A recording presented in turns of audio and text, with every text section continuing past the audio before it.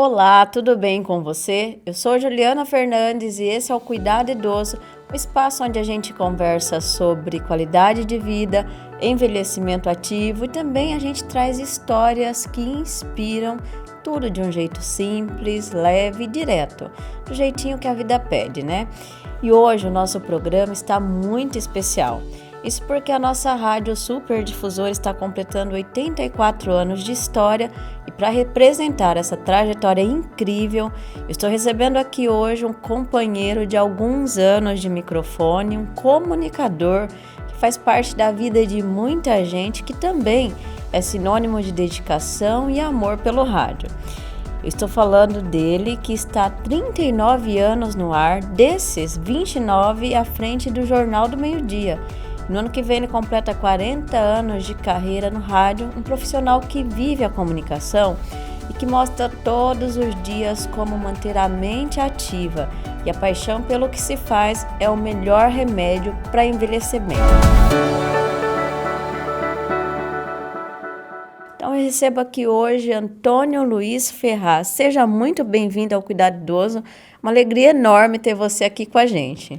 Olá, minha amiga Juliana Fernandes. Eu fico muito feliz de poder participar desse programa aqui a seu lado, ao lado de tantos ouvintes maravilhosos que acompanham, ouvintes, internautas, né, que acompanham o trabalho que é realizado aqui na Super Difusora, sempre com aquela seriedade, com aquela competência, com a missão de sempre levar informação, entretenimento a tantos lares e a tantas pessoas. Então eu fico envaidecido de poder estar aqui hoje participando do Cuidado Idoso, que é um programa de extrema importância. Aliás, eu tenho acompanhado as orientações, as dicas, as informações de como cuidar, de como tratar, né, dos seres humanos tão especiais, que são aqueles que já têm aí alguns anos de experiência. Então, muito obrigado pelo convite. Nós que agradecemos, Antônio. E para a gente começar, conta para a gente um pouco da sua história. Quem que é o Antônio Luiz fora dos microfones? Bom, eu sou de uma família de Capão Bonito, mas acabei por circunstâncias nascendo lá em Itaí. Vim para Itapetininga no ano de 1971, aqui comecei a estudar e cresci aqui, aprendi a amar essa cidade, as pessoas que aqui vivem e estudei, né, sempre em escola pública. E tive aí o prazer de construir inúmeras amizades, né?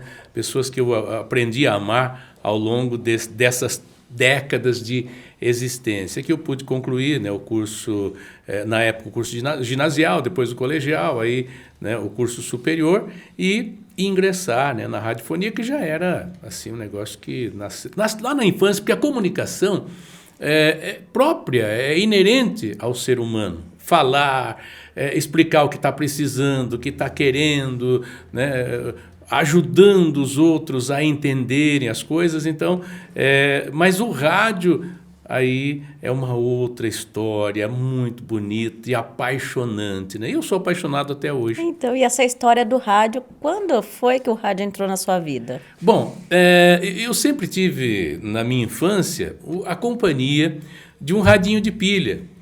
E ali eu acompanhava os programas de São Paulo, do Rio de Janeiro, aqui de Itapetininga, né? Os programas da Radiodifusora. Eu não cheguei a pegar, eu não me lembro da PRD9, acho que não é do meu tempo, é um pouco anterior.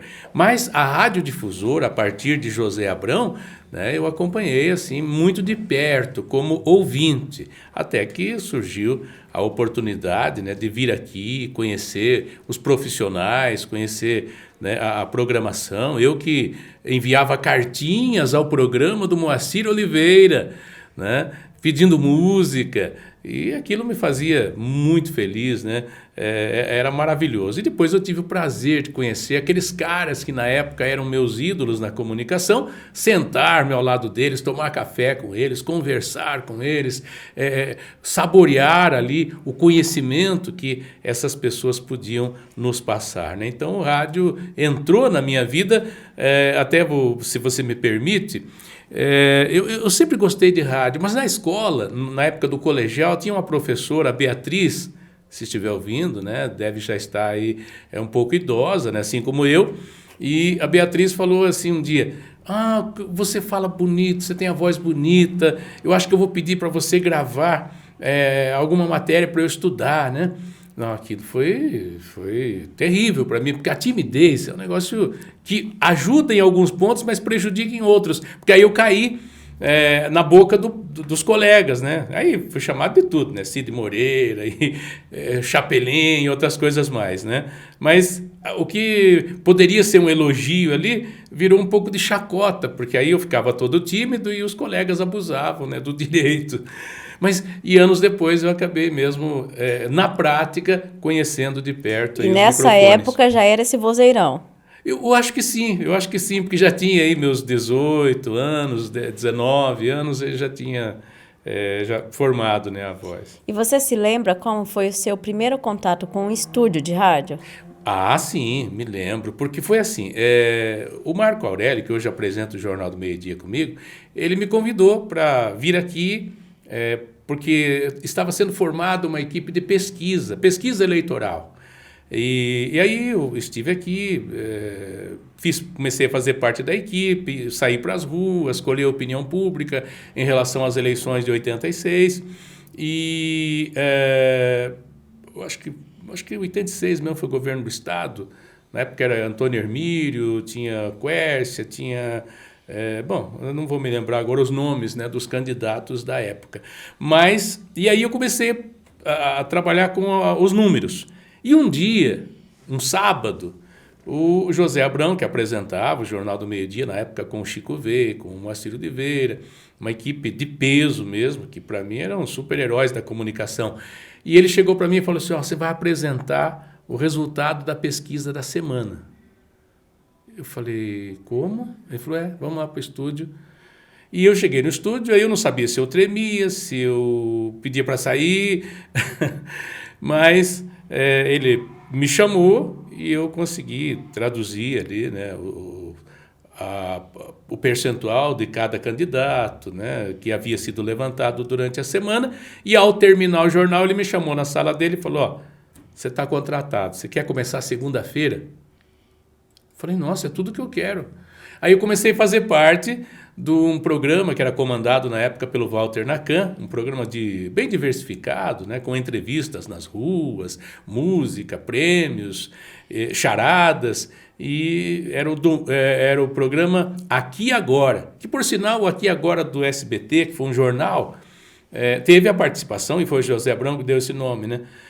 Tinha um programa que era apresentado acho que às 6h, 5h30 no SBT, que era um jornalístico, Aqui Agora, e ele trouxe esse nome e implantou aqui na emissora. Só que era um programa diversificado, musical e tal, e eu passei a fazer parte com reportagens externas dentro desse programa. E aí não saí mais, né? E o que mais te marcou no início dessa trajetória? Você tinha algum sonho, alguma referência, alguma pessoa em quem você se inspirava? Olha, eu gostava muito de ouvir o Moacir Oliveira aqui na rádio. Em São Paulo, eu gostava demais do programa A Volta do Sucesso, que era apresentado pelo Altieres Barbiero, que foi assim, uma inspiração para mim e creio que para muitos outros comunicadores. E não que a gente tenha tentado imitar ou seguir o estilo deles, não, até porque cada um tem a sua personalidade, sua forma de comunicar. Mas a gente vai criando, ao longo da experiência, como ela vai nascendo, estilo próprio, a gente vai ganhando mais confiança, né? E você descobre que você não precisa mais imitar ninguém, nem fazer o que os outros fazem, porque a gente faz o que é para a gente fazer, né? O que é para nós, e eu tenho aprendido muito com você, né? Com os mais novos, com o Antônio, até hoje, não, essa semana, né? Eu até disse aí para uma colega: nossa, como eu tenho tanto a aprender com essa criançada, com esses jovens, porque o que vocês têm de atualidade, eu devo ter aí de passado, né? De memória, de nostalgia, mas tudo isso foi se tornando uma coisa só, quer dizer, a experiência que foi adquirida lá atrás, somada com a tecnologia de hoje, nossa, tem feito esse rádio tão dinâmico, tão moderno que nós temos aí na atualidade. E quando a gente fala de rádio, a gente sempre fala que o rádio é uma paixão. Só que essa paixão, ela mudou muito ao longo dos anos. Lá atrás, como era fazer rádio aqui em Itapetininga? Bom, era só paixão. O pessoal entrava e não se preocupava com ter... Claro que o patrocínio sempre foi fundamental para a manutenção da rádio e para o ganho também de alguns profissionais, mas nós éramos todos empregados da rádio, quer dizer, a gente era todo funcionário da rádio e a rádio nos pagava.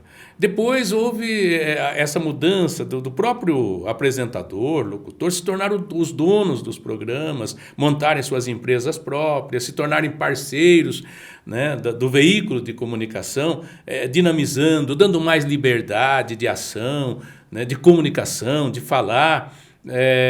Mas o rádio lá atrás, ele era um veículo assim, tão importante para a vida das pessoas, porque só tinha aquilo.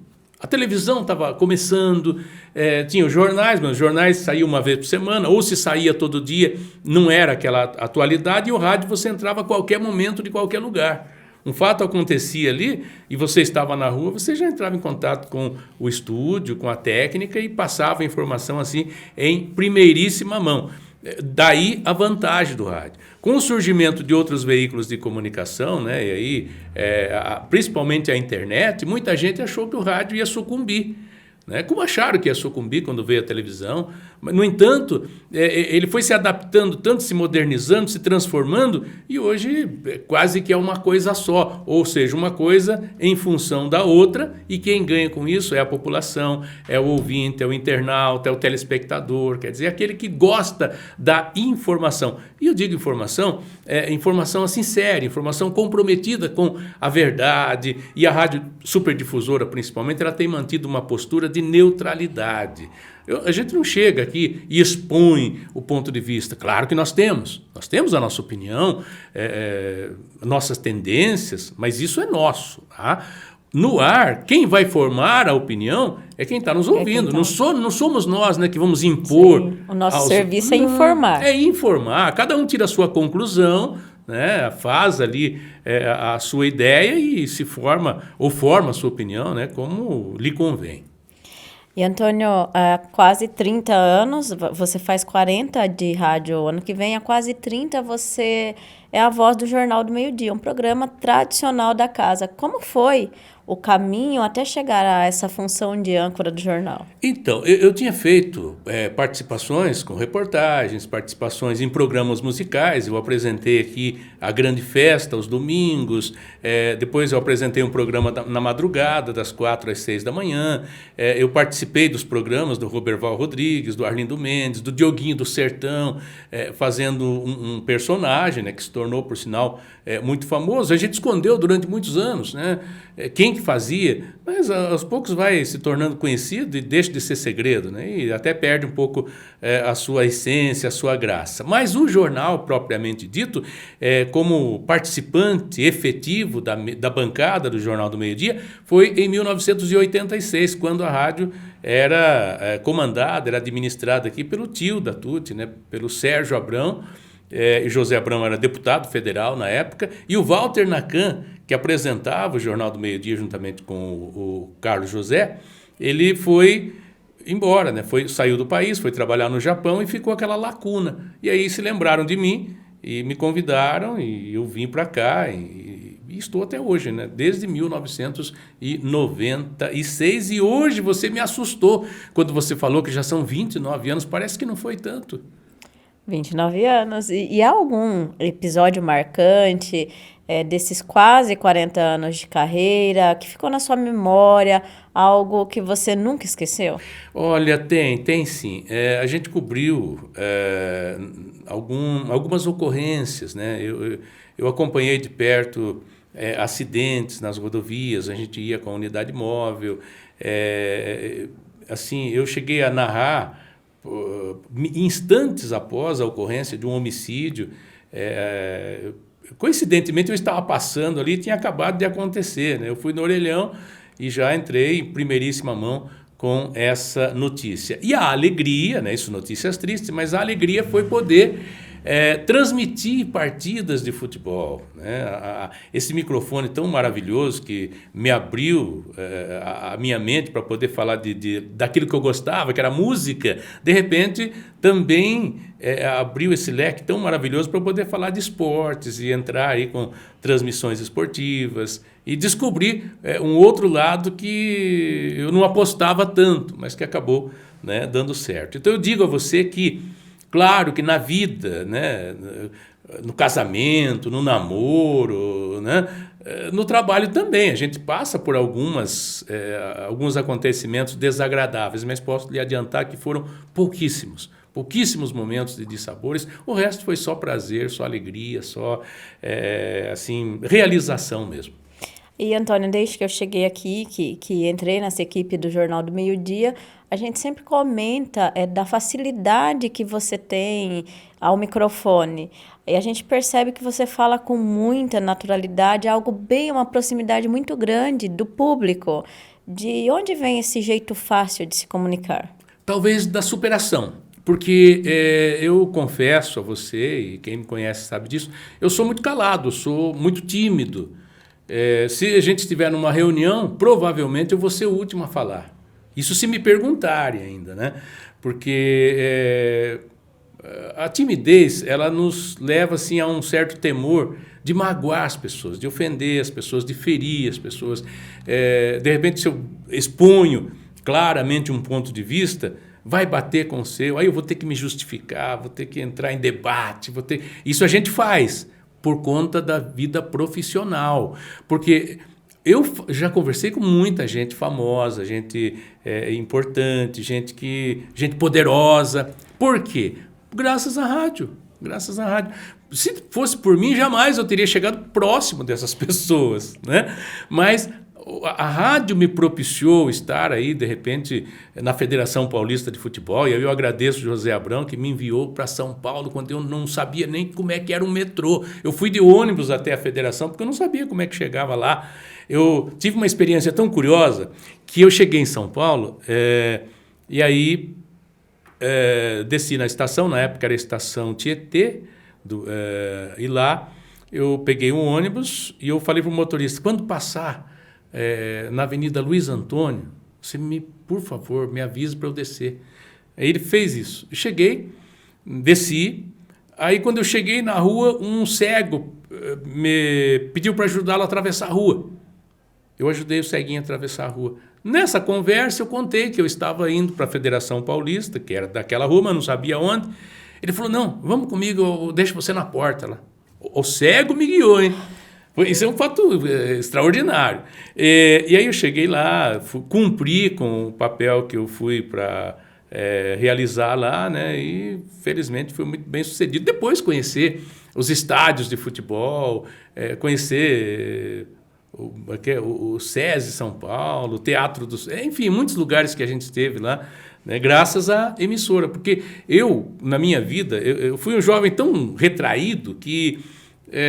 eu nunca tinha vindo num clube, eu não conhecia por dentro o Recreativo, nem o Venâncio, nem nenhum deles. A rádio me permitiu isso, entrar nesses lugares, ter acesso às diretorias. Por quê? Porque é um veículo importante. Quer dizer, então eu tenho essa consciência. Tá? Eu sou tão pequenininho, mas a rádio que eu trabalho é muito grande. Tá? Então, quando eu estou lá e eu sou bem recebido... eu sei que estão recebendo ali a rádio, eu sei que ali eu estou sendo a rádio. Tá? Quando eu estou no microfone, eu tenho que deixar um pouquinho minha timidez, minhas limitações, porque ali, quem está falando com o ouvinte é a rádio, é a difusora, é a marca, é o prefixo, a tradição, quer dizer, é uma história toda. A rádio, a comunicação, ela abre fronteiras na vida da gente. Abre. Tanto na nossa como do ouvinte que está acompanhando, né? Sim. E você é um exemplo de idoso ativo. Sempre bem informado, participando da rotina da rádio. Como que você faz para manter a mente em movimento? Hoje eu acompanho. Confesso a você que eu lia muito, eu lia bastante. Ultimamente, não. Mas eu me informo bastante com os veículos sérios de comunicação, as empresas que trazem as notícias, procuro ouvir todos os lados, tá? Porque se a gente ouvir só um lado, você começa a ficar tendencioso também. Então eu ouço todos os lados, tiro minhas conclusões, concordo com algumas coisas, discordo de outras, e isso me mantém, assim, de certa forma, ativo, porque eu já pensei. Eu trabalhei no sistema prisional, né? Hoje é Polícia Penal, por 29 anos também. 29 anos? É porque já faz 5 que eu saí, para quase 30 anos. E, paralelamente, eu exerci a função de rádio. É outra coisa que também podia parecer que eu não tinha vocação, né? Porque eu sou bastante calmo, eu tenho paciência para falar com as pessoas e tal. Eu não adquiri aquela postura de durão, sabe? Mas eu, graças a Deus, fui muito bem sucedido também, né, nessa outra atividade que eu exerci. Quando eu parei, eu pensei, bom, agora eu vou parar com tudo, vou descansar, vou passear, vou viajar, vai nada. E aí você entendeu que você aí precisava se manter ativo. Manter ativo e me dedicar mais ainda à rádio, que é aquilo que eu me propus a fazer, né?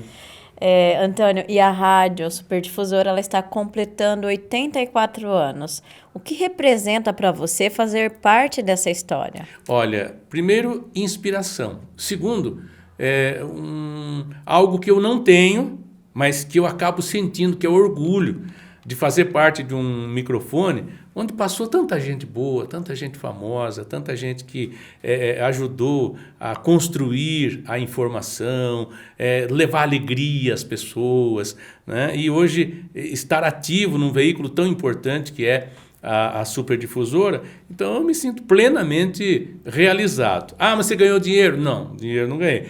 Mas eu ganhei muitos amigos, ganhei um certo prestígio, eu fui muito ajudado. E aí eu sou muito grato a tantas pessoas, porque na vida a gente precisa de pessoas. E até minha família, minha mulher, fala que eu sou um pobre orgulhoso, que eu tenho medo de pedir as coisas para os outros, tenho um monte de medo de pedir um copo d'água. Mas mesmo não pedindo, as pessoas têm sido extremamente generosas comigo. Quem está próximo de mim, quem está do meu lado, quem está acima de mim. Nossa, se eu for citar aqui nomes de pessoas, né, eu vou passar a tarde, a noite falando, né, com vocês. Então eu sou muito grato a Itapetininga, eu sou muito grato aos colegas de imprensa, eu tenho um profundo respeito por todos eles e acho que deve ser recíproco também, né? Então, isso aqui é uma escola que ensina a viver, ensina a se relacionar com as pessoas, nos ensina não só a falar para as pessoas, mas ouvir as pessoas, porque eu tive 2 experiências recentes, uma delas você estava próxima comigo, que foi uma matéria na APAS, em que a filha do Tenente Ruivo, agora eu não vou me lembrar o nome dela, que mora em São Paulo. Áurea. Ô, Áurea! Ruivo, um abraço a você, um abraço ao Tenente Rogério, presidente da APAS. Ela chegou para mim e falou, nossa, a voz da minha infância, porque eu ouvia desde criança. Agora, esta semana que passou, uma outra moça esteve aqui na rádio também, né, que disse que me ouvia desde criança. Quer dizer, a gente fez parte do lar dessas pessoas, né, da vida dessas pessoas, dos pais dessas pessoas, né? Então, é gratificante você saber que você, de alguma maneira, foi companhia nos momentos de tristeza, de alegria, né? De bem-estar, principalmente dessas pessoas que são nossos amigos e muitas vezes nem nos conhecem. E o que mais você falou que fez parte do lar dessas pessoas, e daí hoje a gente já não diz mais só dos lares itapetininganos, porque hoje estamos no YouTube, então cada vez chegando mais longe, né? O que te motiva a continuar todo dia ali no ar, levando informação para esses milhares de pessoas? Olha, até falando com o Marco Aurélio esta semana, um ouvinte mandou mensagem, pediu para a gente mandar um alô para ele no jornal. A gente quebra um pouquinho o protocolo, porque o jornal é notícia, mas a gente acaba mandando alô, mandando abraço, falando de aniversário. E aí a gente comentava isso, que essas pessoas são tão importantes e é para elas que a gente comunica. Tá? E é para elas que o anunciante investe em publicidade, porque são essas pessoas que consomem os produtos, mas que consomem também a comunicação, a informação, são nossos amigos, sempre de braços abertos para nos receber, nos acolhem na rua. Nossa, quando a gente visita essas pessoas, elas ficam tão gratas por serem lembradas, quer dizer, então elas são, de alguma maneira, próximos de nós a quilômetros de distância, a dezenas, centenas de quilômetros de distância, mas tão próximos de nós. Nós ali na mesa do almoço com elas, né? E quando elas têm oportunidade de nos conhecer pessoalmente, ficam muito felizes, e a gente também, porque aí elas percebem que nós somos apenas um deles, né? São iguaizinhos a eles. E como que você enxerga o papel da informação e do conhecimento no envelhecimento saudável? Olha, a gente, antigamente, parece que as pessoas consideravam o idoso um ser meio que ali num canto, esquecido, ultrapassado. Alguém que só precisava descansar. Descanso, velho quer descanso, até alguns falavam, quem gosta de velho é reumatismo, né? Hoje eu sei, porque eu estou cheio de artrose, cheio de bico de papagaio, né? Hérnia de disco, tudo que não presta, né? Mas o velho está vivo. O velho quer ter alegria, quer ter prazer, quer ter vida ativa, e a comunicação faz parte disso. Ele é participante, ele tem tanta experiência para passar para os mais novos. Sim. Que, né, a gente tem que beber na sede dessas pessoas. Não é uma tradição ocidental, né? Nós aqui, principalmente nós brasileiros, a gente tem mesmo esse costume até porque a gente não tem tempo de se dedicar tanto aos pais, aos avós, né? Mas os países orientais, nossos idosos são ultravalorizados, né? O conhecimento deles conta muito, e tem que contar mesmo, porque a gente soma, e até eu acho que eu já falei nessa entrevista, que a somatória da minha experiência, de outros da minha idade, do meu tempo, com a tecnologia, com a rapidez de raciocínio que vocês têm, é que ajuda a construir o todo, né? E é desse todo que o rádio precisa para completar também a sua mensagem, que é comunicar às pessoas. E o idoso também deve estar antenado. Ele está ali, né? E ele pode comentar, inclusive, como o mundo mudou, né? De 30, 40, 50 anos atrás, em todos os sentidos. Quer dizer, nós temos hoje um tratamento de saúde que nossos avós não tiveram. Né? Não tiveram essa oportunidade. Não tiveram essa oportunidade. Nós temos hoje o próprio atendimento que é prestado pelo poder público que lá atrás não tinha. O leque de oportunidades de trabalho, de cursos técnicos, cursos universitários, enfim, secundários, é muito grande hoje. Então, o jovem hoje tem muito mais oportunidade do que nós tivemos lá atrás. Quer dizer, nós somos sobreviventes de uma época em que tudo era mais difícil. E falando nesses jovens, que conselho você daria para os jovens profissionais que estão começando na área do rádio agora? Colocar em primeiro lugar, isso me satisfaz? Isso me realiza? Isso é bom para mim? Porque tem profissões que você abraça porque elas são rentáveis, porque elas são financeiramente viáveis. Não está errado, não está errado. Quem busca o sucesso, o progresso, né, não está errado, pelo contrário, está certo. A gente quer fazer o pezinho de mês mesmo, quer ser bem-sucedido, ter uma velhice tranquila, ter um cantinho depois para descansar, para curtir com a família. Mas eu ainda acho a principal coisa na vida do ser humano é ele fazer algo com o qual ele se identifica. Escolher uma profissão que lhe agrada. Porque não adianta você ganhar muito dinheiro na vida e viver insatisfeito, viver infeliz, não transmitir paz, tranquilidade, né? Eu vejo pela chegada dos netos, como eles mudam a vida da gente. Então, tornam a gente pessoas melhores, e eu aprendo muito com as crianças, e elas, claro, aprendem com nós também. Então, a vida é um eterno aprendizado, a gente nunca vai deixar de adquirir conhecimento. E se parar, quando eu pensei em parar, eu não me deixaram parar, até porque foi muito bom, e se tivesse acontecido isso, talvez a mente não entendesse. Tá? Não, então parou, não precisa fazer mais nada? Então não serve para nada, então morre, né? Então nós estamos vivos aqui, espero por mais alguns anos ficar com vocês. Antônio Luiz, eu quero te agradecer por esse bate-papo, por atender o nosso convite, pela parceria desses anos no Jornal do Meio-Dia e por representar tão bem a história do rádio. Para a gente encerrar, eu ia te pedir para deixar uma mensagem de incentivo para os nossos ouvintes, algo que motive quem está principalmente na terceira idade a continuar ativo e buscar fazer sempre o que ama. Olha, ame. Amar nunca é demais. Perdoe sempre. Reconheça se estiver errado. E não tenha vergonha de pedir perdão, não, porque isso faz muito bem. Não carregue sobre seus ombros a cruz que é dos outros. Ela é sua, ela foi lhe dada. E o que for para você, é só para você. Claro que não vai negar ajuda, né? Mas nada além daquilo que lhe foi colocado como missão. Aí a gente vai partir dessa vida um dia, vão lembrar de nós apenas como uma etapa da vida, né? E talvez guardem na lembrança algo que a gente fez, que a gente falou, mas hoje é fundamental e a gente só tem ele, tá? Então ame hoje, faça todo o bem que você puder fazer hoje, porque o amanhã pertence a Deus e Ele cuida disso. Mais uma vez, muito obrigada, Antônio. Assim a gente encerra o nosso Cuidadoso especial, celebrando não só os 84 anos da Rádio Superdifusora, mas também a trajetória inspiradora do nosso amigo Antônio Luiz Ferraz, que é um profissional que mostra na prática que envelhecer bem é continuar com a mente ativa, com propósito e compaixão pelo que se faz. E você que gostou dessa conversa, continue acompanhando o Cuidado Idoso, aproveita, curte esse vídeo, se inscreva no canal da rádio no YouTube, ativa o sininho para não perder nenhum episódio, comenta, compartilhe com seus amigos, familiares e ajuda a espalhar informação e boas histórias.